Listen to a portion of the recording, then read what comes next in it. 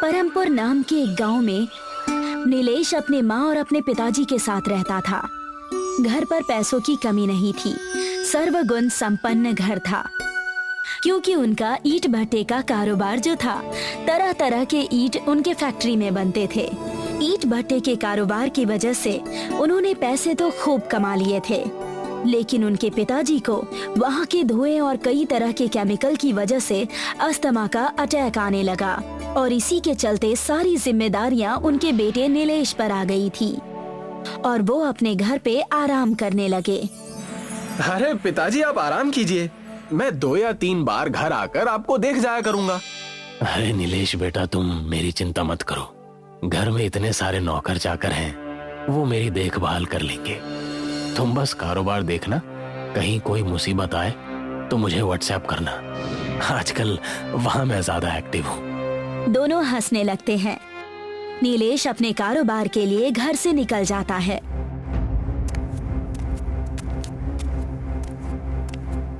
अब समझ आ रहा है कि पापा बीमार कैसे हुए। यहाँ इतनी तकलीफ है, क्या फायदा जब इंसान का शरीर ही ना रहे। पैसों का क्या अचार डालना है। अरे हमने भी मालिक को पहले कहा था अपनी सेहत पर ध्यान दें।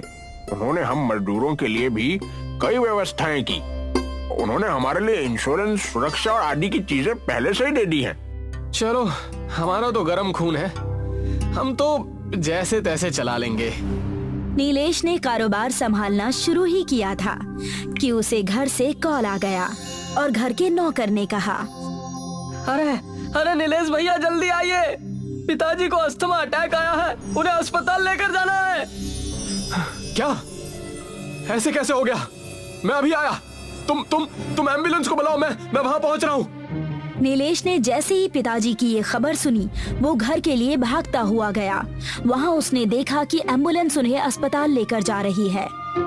गांव से अस्पताल बहुत दूर था और शहर की रोड पूरी तरह से ट्रैफिक से भरी हुई थी। ले चलो, जल्दी ले चलो इन्हें यहाँ से। पापा आप हिम्मत मत हारिए, अपनी आंखें खुली रखिए। बस हम हॉस्पिटल पहुँचने वाले हैं। आप अपनी आंखें खुली रखिए। हमें जल्दी ही कुछ करना होगा, वरना इनकी जान को खतरा है। नीलेश एम्बुलेंस से उतरकर गाड़ियों को साइड करने लगा, लेकिन ट्रैफिक इतनी ज्यादा थी कि कोई भी टस से मस नहीं हो रहा था। अपने पिताजी की जान बचाने के लिए नीलेश ने सारी तरकीब आजमा ली, लेकिन उसका कोई उपयोग नहीं हो सका। नीलेश ने अपनी पूरी की पूरी ताकत लगा दी ट्रैफिक वहां से हटाने की, लेकिन किसी भी हालत में ट्रैफिक कम नहीं हो रही थी। कुछ लोगों ने तो गाड़ी को आगे जाने के लिए रास्ता दिया, लेकिन कुछ गाड़ियां वहीं खड़ी थी।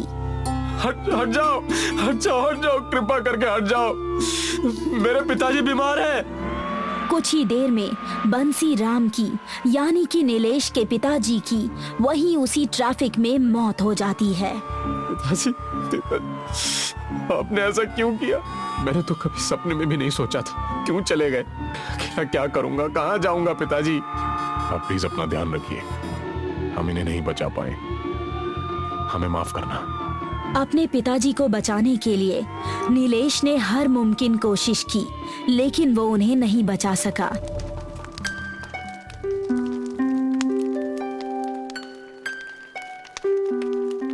इस बात से वो कई महीनों के लिए सदमे में चला गया। नीलेश के लिए उसके पिताजी ही सब कुछ थे। नीलेश अब तक उस ट्रैफिक को कोस रहा था। भगवान, आपने ऐसा मेरे साथ क्यों किया? मेरे परिवार ने आपका क्या बिगाड़ा था जो इतनी बड़ी सजा हमें दी? अरे भाई नीलेश भैया, शांत हो जाइए। भगवान की दृष्टि को कौन रोक सकता है? एक ना एक दिन तो सभी को जाना है ना। सब सुनने के बाद नीलेश ने ये तय किया, जो मेरे परिवार और मेरे बाबूजी के साथ हुआ है, ये मैं किसी और के साथ नहीं होने दूंगा। मेरी बाइक धुलवा कर दीजिए मुझे। जी नीलेश भैया, मैं अभी आपको ला कर देता हूँ।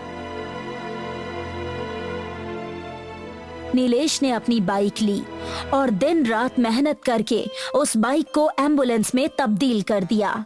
उस बाइक का डिजाइन कुछ ऐसा था कि वो आगे से बाइक लगती थी और पीछे से एम्बुलेंस। आप ठीक तो हैं? इस बाइक का क्या करेंगे आप? जो मेरे पिताजी के साथ हुआ, वो मैं किसी के साथ नहीं होने दूंगा। ये बाइक एम्बुलेंस है, ये हर उस शख्स की मदद करेगी जो ज्यादा ट्रैफिक होने की वजह से अपने माँ बाप को खो रहे हैं। वाह भैया वाह, सैल्यूट है आपको।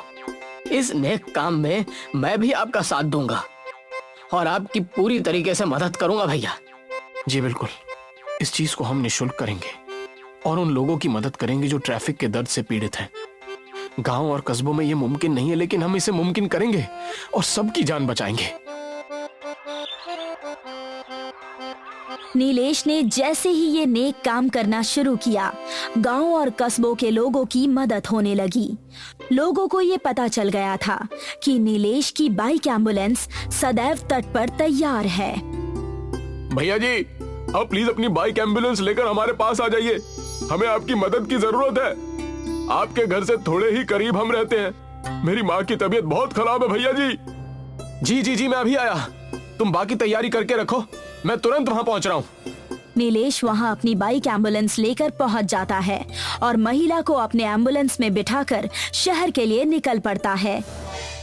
लेकिन शहर में उसी दिन की तरह भीड़ होती है, लेकिन बाइक एम्बुलेंस होने की वजह से नीलेश पेशेंट को लेकर लंबी गाड़ियों के बीच से निकल जाता है और उन्हें सही समय पर अस्पताल पहुंचा देता है।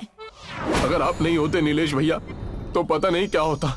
धन्यवाद, धन्यवाद, आपकी वजह से मेरी माँ सही सलामत है। भगवान आपका भला करे, ऐसे ही नेक काम आप करते रहिए भैया। उस आदमी की बात सुनते ही वो वहां से अपने पिताजी के बारे में सोचते हुए निकल जाता है। पिताजी, मैं अब ऐसे हालात किसी के लिए नहीं आने दूंगा, हमेशा लोगों की मदद करूंगा। आपका बेटा काबिल और अच्छा बनेगा।